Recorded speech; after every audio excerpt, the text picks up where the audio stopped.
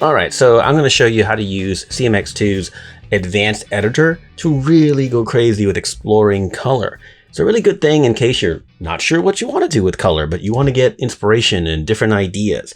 And the advanced editor and some crazy color palettes is a good way. And let me show you what I mean, okay? So speaking of crazy color palettes, we found this one. Now you might think to yourself, what on earth can I possibly do with this rainbow image? In and of itself, it's cool. But what would I do if I applied this to this? I don't know. It seems a little bit risky, a little bit crazy. So what I want to do is I want as many colors as possible. So while I'm on the source image, I'm going to take the samples to 10 and I'm going to hit analyze. Now, as you can see, we have kind of a wild collection of different colors, and I can see what the different sample analysis do. That's one option. All right, now we're going to keep our crazy colors. Let's go to our target image. We're going to use second button on the bottom left to apply. Okay, there it is. I'm going to go ahead and kind of change the opacity a little bit higher so we can see what's going on. Now, initially, if you take a look, you'll realize that there's a lot of banding happening here. It's not the most appealing. I also have it kind of strong. It's not the most appealing, but we have the beginnings of palette exploration. Let me show you. The middle bottom button, Open Advanced Editor. When this pops open, now we're overwriting the main panel right now. We're in a different world right now, okay? So look what's happening here. Let's just take a look. All kinds of things. Let's analyze the UI so we understand how to use it, okay? First and foremost, the same slider for samples is right here on the top left. The same slider for smoothness, which we'll show in a minute, is now on the right as opposed to sort of here in the middle of the main palette.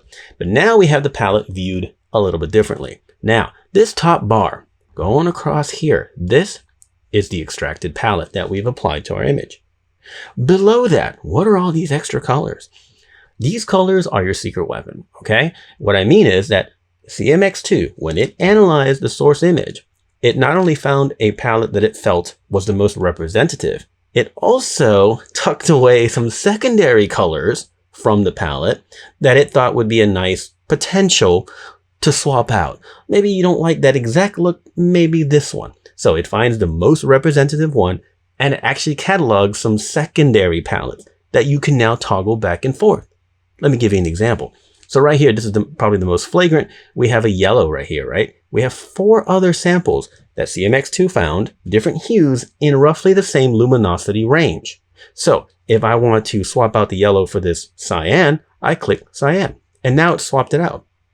As you can see that you saw that result immediately happen. If I choose yellow, you can see it here. It's very subtle on the video, okay? But you can see it on the output palette, the next thing on the UI that you need to look at. You actually don't interface and engage with this sort of area here. It just shows you your output. This is what's happening. Now we have the cyan, all kinds of banding. It's not the most appealing thing in the world with all this banding. And we have all these colors. What do? Well, one thing we can do is increase our smoothness really high and blend it all together until we have this sort of palette. Now you can see our result is a lot better, is a whole lot better. Let's get back to that in a second. Let's go ahead and increase the level. It's just a little bit dark for me, and increase the opacity, something like that. Now we definitely have the nature of soft light and this sort of palette, which is mostly in the browns and warms, is kind of blending in nicely with our image. I'm going to go ahead and close the advanced editor for a minute and toggle that off and on. You can see this palette here, this output is what we're using and it looks pretty good. Let's go back to our advanced. Now, if we have a very high smoothness and a bunch of crazy colors extracted from a wild palette, and it doesn't have to be crazy in a bad way, just lots of diversity, right? Check this out. While it's blended together, I'm going to put it even higher. While it's blended together, nice high opacity, I'm going to swap out colors and see what it does to the look. There's a yellow. Let's change this to a bright red. Very subtle. How about this to a blue? Ooh, different look there. Green. Let's change this bottom brown to a blue. That's very different. Okay, let's keep the blue theme going. Okay, with a red maybe? No, I like the green. I don't mind this blue kind of thing and green. See, I'm just creating a whole different vibe. If I don't like it, I can tap this blue, make it red. Let's go back to the warm tones that we had going on for a minute. There we go. As you can see, as you're mixing and matching these colors, it's changing on the right here. So if I change this to yellow, if I change this to cyan, you see the result. If I change this to like a lighter cyan, maybe You know what? Let's go back to the blue on that, and green, and this kind of muted blue. Okay, I don't mind that so much. Change the opacity. That's kind of cool. I kind of like where that's going. You see that? So I'm going to go real quick for a second here. You see this output palette down here. As you click around, it's not only swapping out those colors, but it's blending them in nice. What does this mean for you? This is why I say it's a secret weapon, because you are now playing with complementary colors that work well. Because this crazy palette with the bird and the sunflower is it is a kind of a, in this case, it says a full spectrum, but it's a color philosophy. If you find a palette that you really like, oh, I like all the harmonies happening here, CMX2 will find all those harmonies and secondary ones that you can pick from that are very pleasing. I'm using an extreme example for purposes of demonstration, but as you can see, as I click around, this gradient down here, nice and blended, keeps changing. I'm gonna go ahead and close it for a second. And as you can see, we're getting a kind of different look. Now this shot has a lot of contrast in it, and we're adding a ton of contrast to it. So a couple things that maybe we can do. Let's put it mostly on the highlights and increase the opacity quite a lot. Very, very subtle. In fact, I'm going to put on the mids maybe. No, I'm going to put on the whole thing, I think. Yeah. Brighten the levels up. And let's open up our advanced editor. And be sure to notice that a lot of the functions from the blend if, luminosity ranges here, smoothness, opacity, they all exist here in the advanced window when it's open as well. So you can have quick access to them. I'm going to brighten it some more. All right, that kind of works out pretty well. Now, how do we take that to even another level of customization? Well, for one, just like on the main interface, if I want to omit certain colors from this gradient, I can do that as well. So if I hold down Command or Control on Windows and click a color, I can temporarily turn it off. It's now removed from the gradient. You saw the immediate result down here, right? So I click it again, it comes back. Let's say this green, not feeling it, hold down Control or Command, click it, and the green is gone from the palette. Then I can choose a warm color there, another one here, and do warm, warm, warm all the way down. This red, it kind of works. You can see immediately the result that we're getting. It's all blended in. But if we like the red and it's a little strong, we can do even more. Apart from being able to pick another red, if there happens to be one like there is here, that sort of mutes it. If I didn't have another automatic red option that CMX2 found, then I can tweak that exact swatch. So if our issue is saturation, we have these three options here: hue, sat, and luminosity. Hue, saturation, luminosity. We can click on saturation, click our color, okay? And now when we click and drag left and right, what we call scrubbing, you can see the little arrows pop up, click and hold, and we can drag to the left and reduce the saturation, can drag to the right and increase the saturation, and you get your results on your image in real time.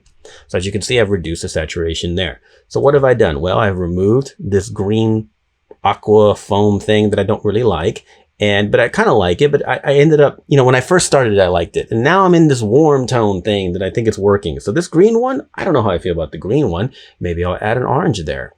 Now I'm really in a crazy warm spot, but maybe this orange right here isn't quite the right orange. I want it more yellow. No problem. Click on hue, click your color, and click and drag.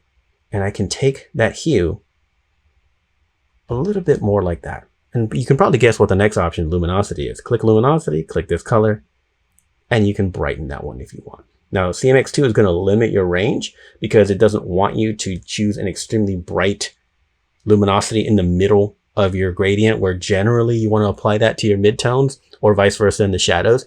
It has the HSL modifications. They're kind of limited to a useful way. You can make custom gradient maps, of course, on your own in your layers window, as crazy as you need. But for the most part, this is to get pleasing results quickly. And so things are kind of limited in a practical range. Okay. So as you can see, all kinds of options. What have I done here? I started with a crazy palette. I chose some complementary colors. I turned off the green. I reduced the saturation of this one. I changed the hue of this one and the luminosity of this one. Other cool functions on the advanced editor are not really hidden necessarily once you memorize them, but we keep the UI clean by giving you key commands. So check this out. Now, you know that if you were to command or control click a color, we can remove it if we want, or several. Like I said, hold down command or control, and you can remove or add them back.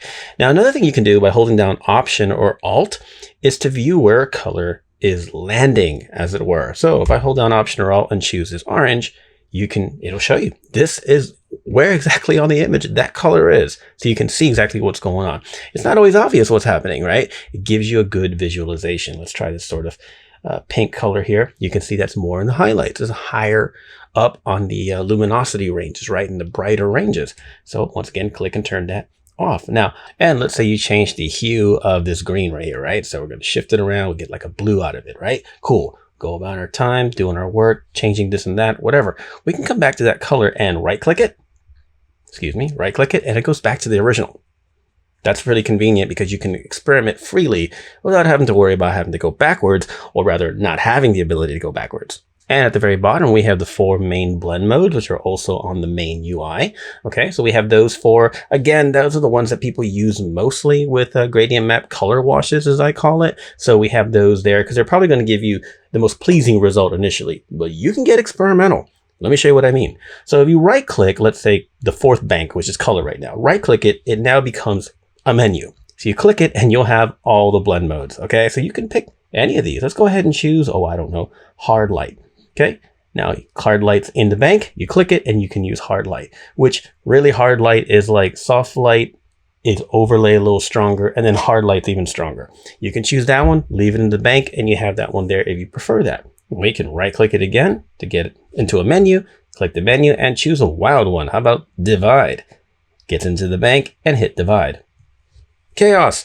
Who knows what you can do? I don't want to dissuade you from playing with the different blend modes, which is why we included all of them here, because you never know what kind of creative thing you can come up with. So now I've set it back to color. We have hue we can use. We have overlay. We have soft light. These are, again, the main ones, but you could definitely play with all of them at any time. This is a palette that I like. So I close that out and now I have it. I think it looks pretty good. I can change the opacity down. And maybe I didn't want to start off, or excuse me, maybe I didn't know I wanted warm, but I wanted to start with something, whether it's crazy, spectrum, full rainbow color, or just another series of colors from an amazing palette that you found.